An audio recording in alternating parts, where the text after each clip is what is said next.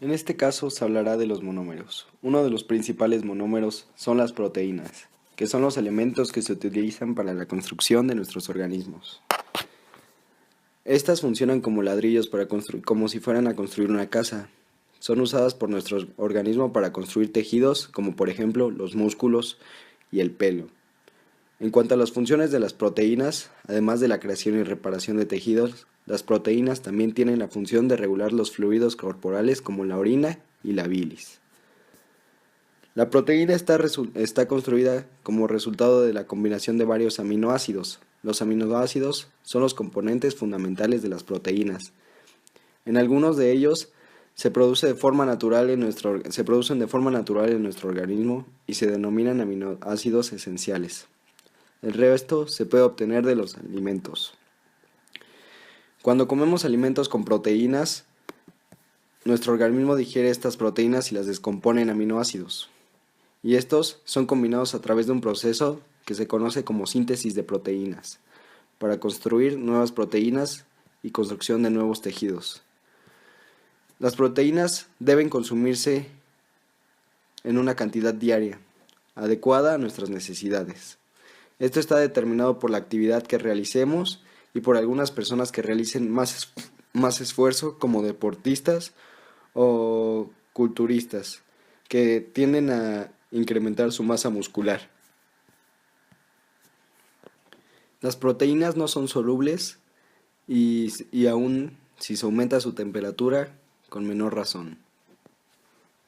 Actúan como amortiguadores de pH y tienen la capacidad electrolítica. Se determina a través de la electroforesis, técnica analítica en la cual si las proteínas se trasladan al polo positivo es porque su molécula tiene carga negativa y viceversa. Por otra parte, existen los lípidos. Los lípidos son un grupo de compuestos químicamente diversos, solubles en solventes orgánicos como cloroformo, metanol y benceno, y casi insolubles en agua. Estos organismos se utilizan como reservorios de moléculas fácilmente utilizables para producir energía, como son los aceites y las grasas. Los mamíferos acumulan grasas y los peces como cera. En las plantas se almacena en forma de aceites protectores con aromas y sabores característicos. Los fosfolípidos y esteroles constituyen alrededor de la mitad de la masa de las membranas biológicas. Entre los lípidos también se encuentran los cofactores de enzima, acarreadores de electrones, pigmentos que absorben la luz y agentes emulsificantes, algunas vitaminas y hormonas. Los lípidos pueden ser separados fácilmente de otras biomoléculas por extracción con solventes orgánicos y pueden ser separados por técnicas experimentales como la cromatografía de absorción. La función biológica más importante de los lípidos es formar las membranas celulares, que en mayor o menor grado contienen lípidos en su estructura. En ciertas membranas, la presencia de lípidos específicos permite realizar funciones especializadas, como las células nerviosas de los mamíferos. Una molécula igual muy importante son los carbohidratos, y este nombre viene de la fórmula empírica de los compuestos, que está compuesta de carbonos e hidrógenos, y además de oxígenos. Son aldehídos y cetonas de polialcoholes. Se clasifican en función del tipo, número de productos que se forman al hidrolizarse en medio de ácido. Se pueden clasificar en monosacáridos, disacáridos, oligosacáridos, polisacáridos. Normalmente los más comunes son los monosacáridos y en forma sólida son de color blanco, cristalinos, muy solubles en agua e insolubles en disolventes no polares. La mayoría tiene un sabor dulce, como hemos visto. No pueden ser hidrolizados en moléculas más sencillas. Son las azúcares más sencillas. Los monosacáridos pueden subdividirse en número de átomos de carbonos que poseen.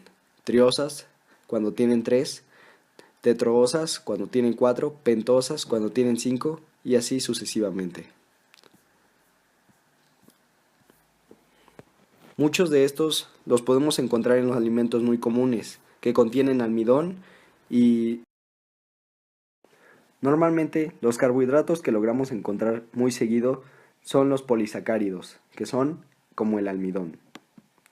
Finalmente se encuentra el monómero más importante de todos, el ácido nucleico. Los ácidos nucleicos son el ácido desoxirribonucleico y el ácido ribonucleico. El ADN Son las macromoléculas clave para la continuidad de la vida. Este lleva la información hereditaria que se transmite de padre a hijo y proporciona las instrucciones sobre cómo y cuándo hacer muchas proteínas necesarias para la construcción y el funcionamiento de las células, tejido y organismos. Algunos virus suelen utilizar el ácido ribonucleico como su material genético, al no tener un ácido desoxirribonucleico. En organismos eucariontes como las plantas y animales, el ADN se encuentra en el núcleo de una cámara especializada rodeada de membranas dentro de la célula, así como en ciertos distintos tipos de organelos. En procariontes como las bacterias, el ADN no está encerrado en una envoltura membranosa, aunque sí se encuentra en una región especializada de las células llamada nucleoide. El ADN está conformado de nucleótidos y cada ADN contiene una de las 4 posibles bases nitrogenadas. Las bases nitrogenadas de los nucleótidos son moléculas orgánicas basadas en carbono, compuestas por estructuras anulares que contienen nitrógeno, principalmente la adenina, guanina, citosina y timina. La adenina y la guanina son purinas, lo que significa que sus estructuras contienen 2 anillos fusionados de carbono y nitrógeno. En cambio, la citosina y la timina son pirimidinas y tienen solo un anillo de carbono y nitrógeno. Además, los nucleótidos pueden contener fosfato. El ADN tiene una doble hélice, una estructura en la que 2 cadenas emparejadas se unen entre sí. Además, contienen azúcares. Las características principales del ARN, a diferencia del ALN, generalmente tiene una sola cadena. El nucleótido de una cadena de ARN tendrá ribosa, un azúcar de 5 carbonos. El ARN en un ser vivo funciona como un mensajero, es un intermediario entre un gen que codifica proteína y su producto proteico.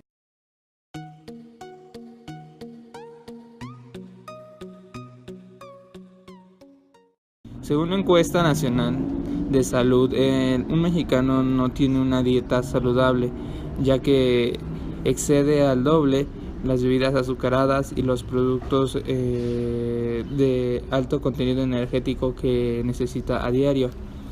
También países como Armenia, Hungría, Bélgica y la República Checa son los países que menos saludables dietas tienen en todo el mundo, mientras que la República de Chad, la Sierra Leona, Mali y Gambia tienen las dietas más saludables del mundo. Los datos arrojan que los países con mayores ingresos económicos como Nueva Zelanda, Canadá y Australia tienen mejores y más saludables dietas.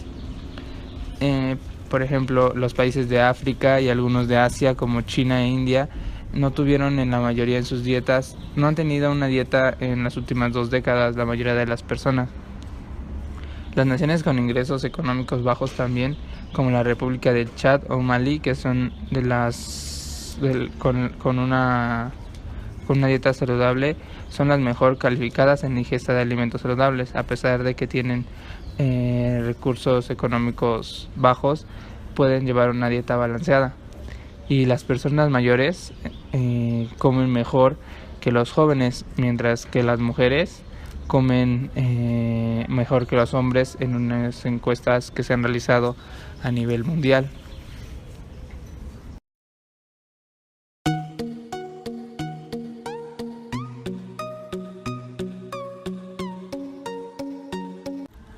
Cuando usamos el término de sostenibilidad es importante conocer que por definición se entiende que es el aseguramiento de las necesidades del presente, sin afectar las necesidades de las generaciones futuras.